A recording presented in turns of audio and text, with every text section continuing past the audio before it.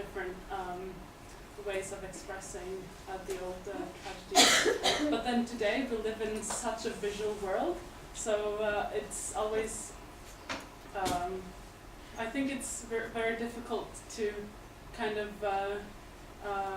decide how the art context should be then, when we live in a world that keeps pumping out visual information. I don't think of that at all. No, no. I mean, I don't worry about that. Yeah. I just simply, I have my own way of working, and Yeah.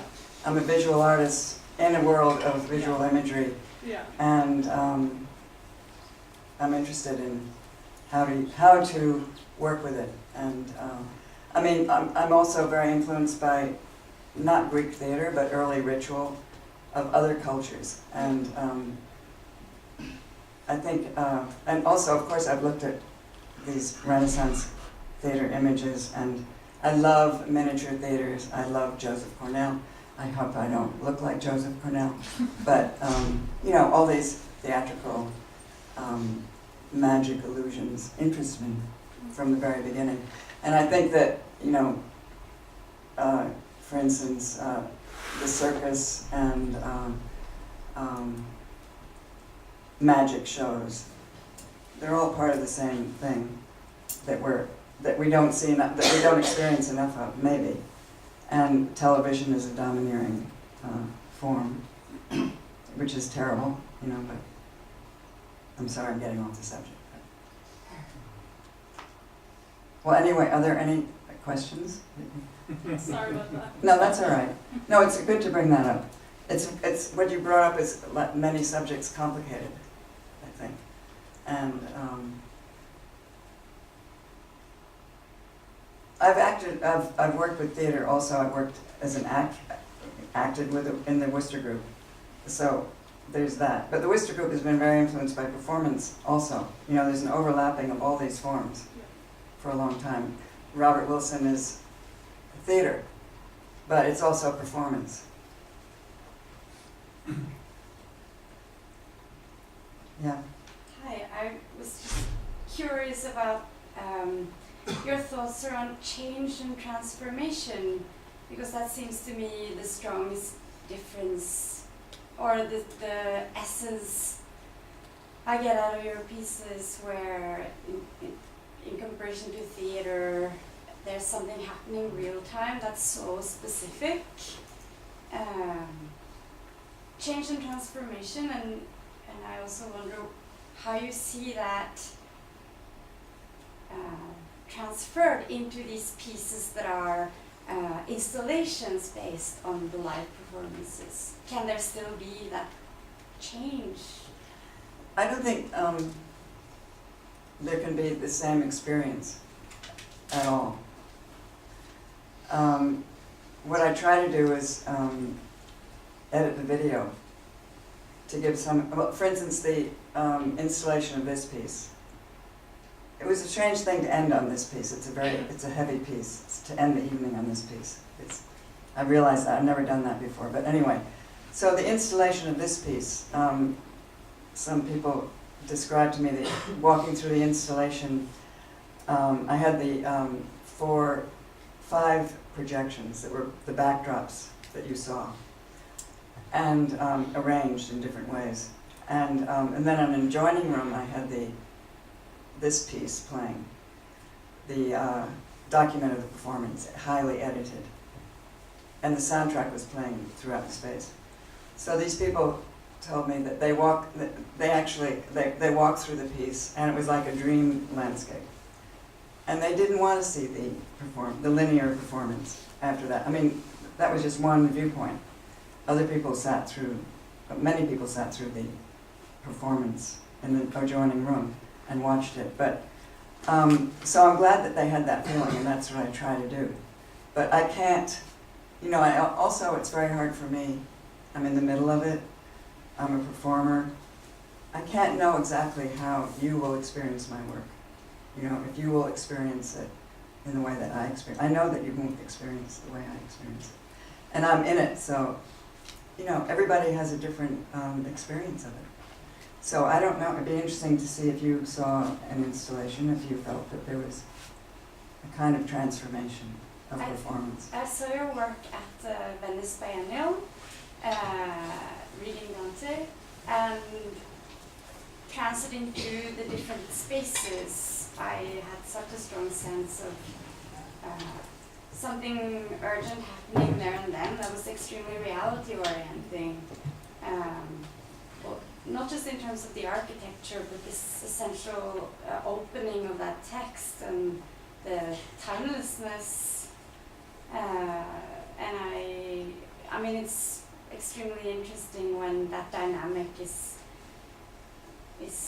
present, even when you sit in a lecture situation and you're still carried to that space, which is here.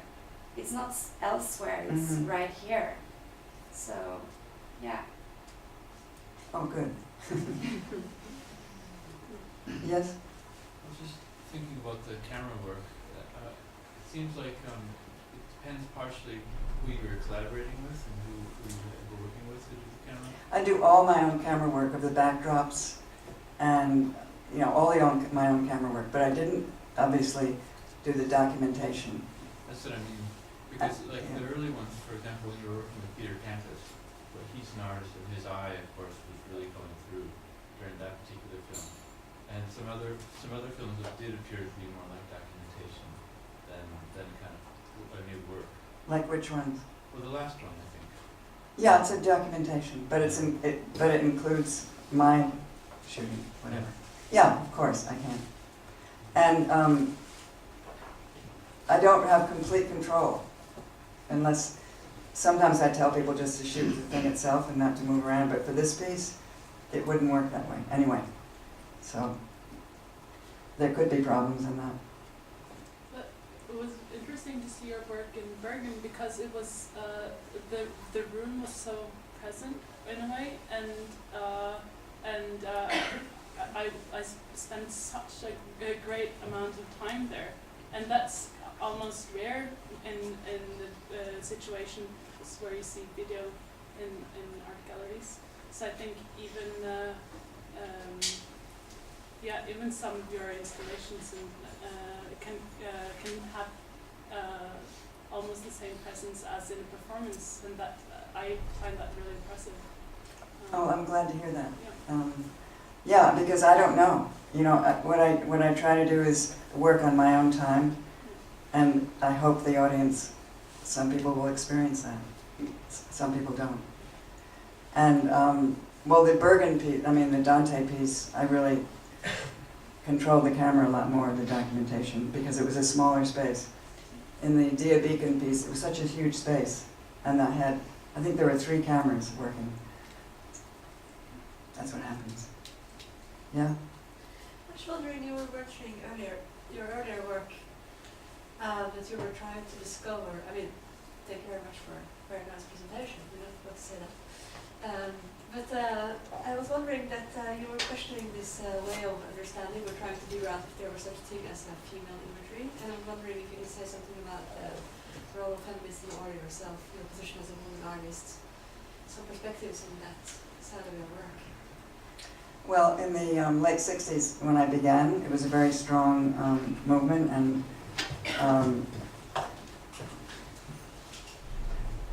experience, research. And there were many women who were exploring this idea of the role of women, how women were represented, and our experiences as women, as children in relation to our mothers, in relation to our female friends. There were many different levels. Also men, friends that were men, were also going through this same experience with us, I would say. It changed men also, not just women. And women, there was a strong feeling of anger. It was like all this anger that you held in. You weren't unhappy, you didn't realize, but then when it all started coming out, a lot of anger came out. And so people with video, a lot of this is in video work from that period of women.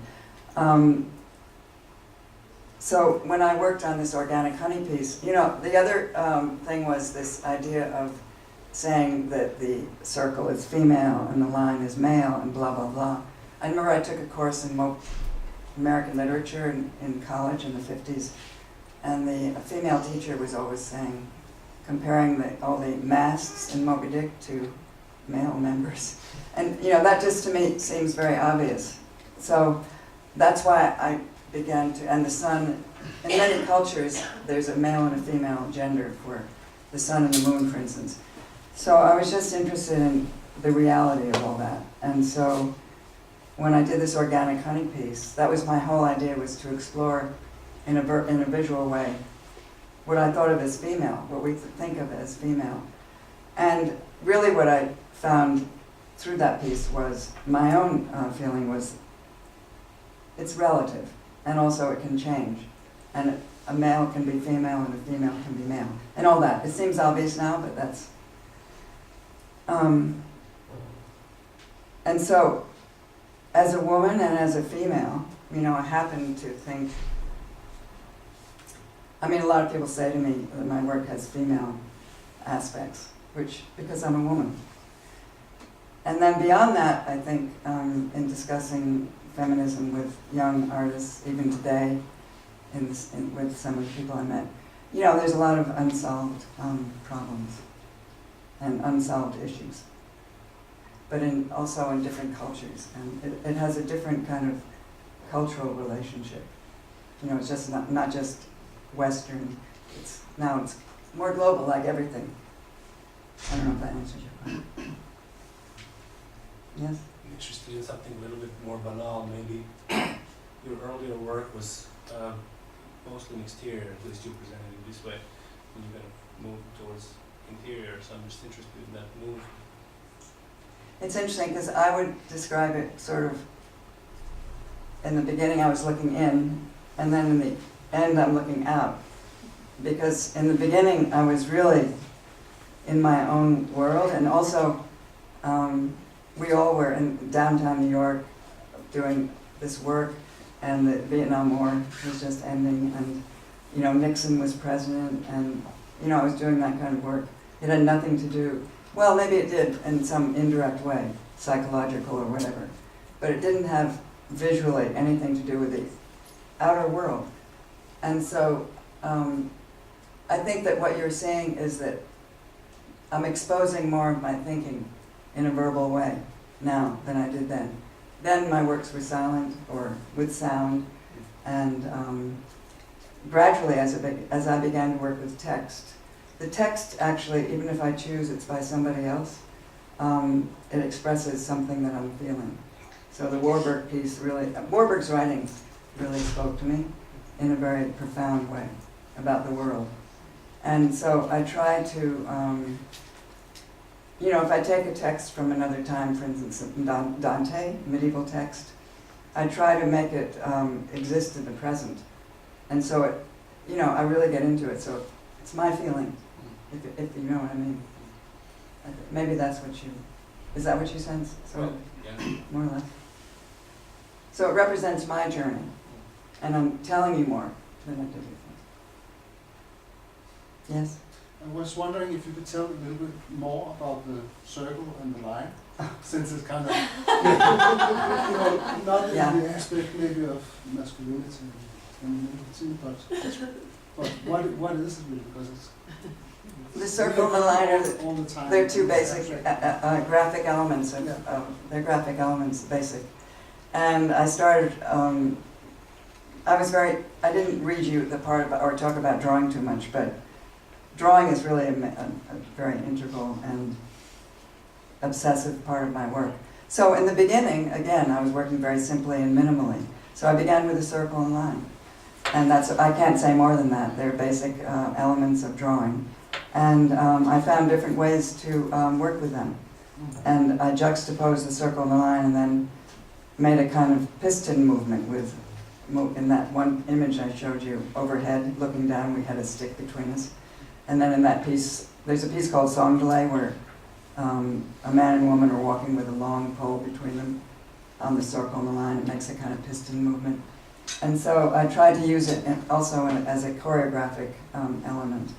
And again, even in this piece, the hoop, I use over and over again my hoop from the early work. And then sticks. I love sticks. They extend your body. Does that explain it a little bit? Yeah, a little bit, yeah. Any more questions? Yes? You mentioned, in reference to Gordon Clark, Peter Campus, sort of the early days and the collaborative aspect of all the work that was being done at that time, and I got the sense for a moment that you were kind of saying that didn't exist anymore. I couldn't tell if I wasn't really talking about collaborative. I mean, no, I understand that. yeah. But I mean, just your sense of how that. Well, when you're young, I think it's for young artists here too. When you're a young artist, you're doing. We all helped each other, and then everybody starts getting their own career. And it wasn't, the collaboration came and just, you know, like Gordon just appeared in my work, you know, and I directed it. But of course, I'm just mentioning his name because he's the most known in that picture, and it's like a name dropping. But it's nice that he was there.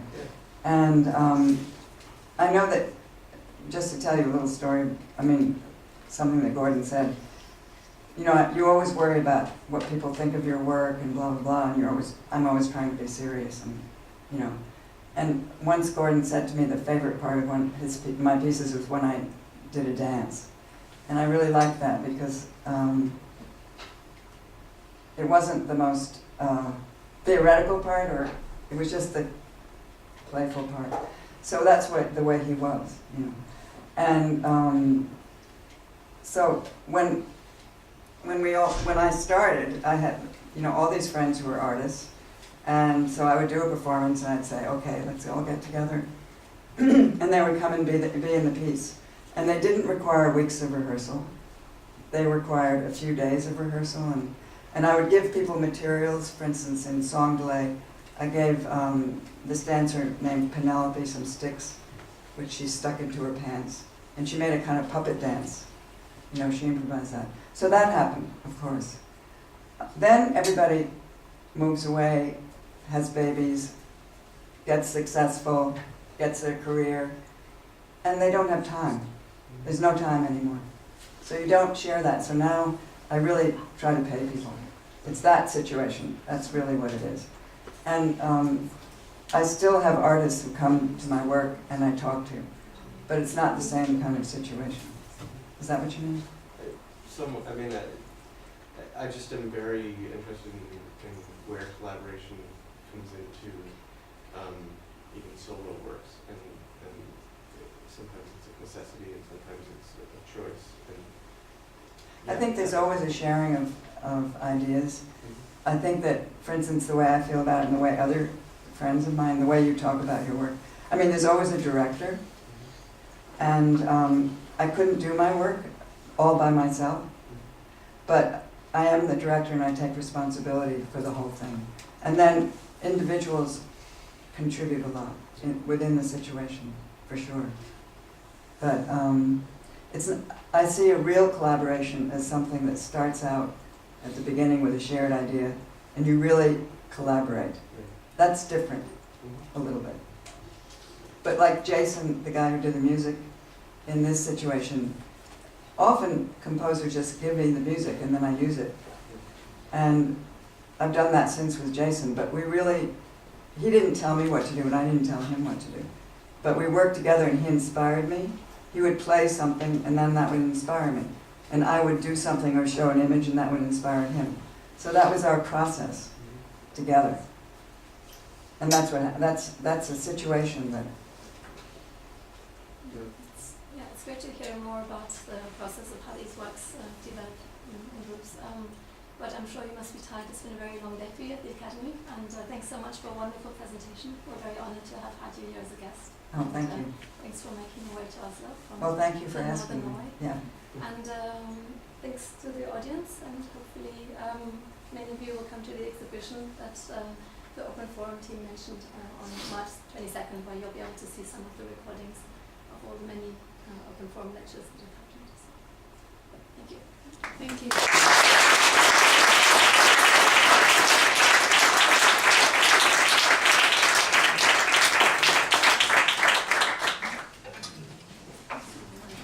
sorry, I didn't really answer your question. I mean, No, no, that's that's interesting. fine.